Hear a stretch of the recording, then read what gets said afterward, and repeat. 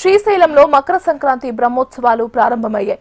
ఆలయ ఈవో శ్రీనివాసరావు దంపతులు, trust board మెంబర్లు బ్రహ్మోత్సవాలను ప్రారంభించారు. 7 రోజుల పాటు బ్రహ్మోత్సవాలు జరగనున్నట్లు వారు తెలిపారు. అర్చకులు, వేద పండితులు ప్రత్యేక పూజలు నిర్వహించారు. బ్రహ్మోత్సవాల్లో భాగంగా రేపటి నుంచి వివిధ వాహన సేవలతో స్వామి అమ్మవార్లు భక్తులకు దర్శనమివ్వనున్నట్లు తెలిపారు.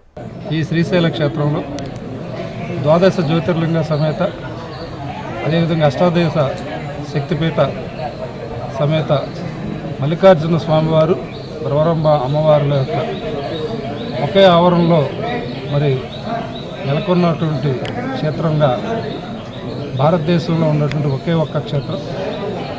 అదేవిధంగా ఒకే సంవత్సరంలో 2 బ్రహ్మోత్సవాలు పక్కపక్కనే వచ్చేటువంటి ఈ యొక్క క్షేత్రంలో ఈ రోజు నుండి 18వ తారీఖు వరకు పంచాహ్నిక ఈ బ్రహ్మోత్సవాలు జరుగుతాయి.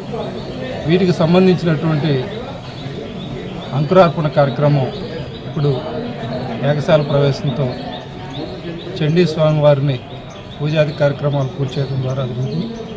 ఈరోజు సాయంత్రం 7 గంటలకు ధ్వజారోహణ కార్యక్రమంతో పూర్తి స్థాయి ఈ కార్యక్రమాల యొక్క ప్రారంభాన్ని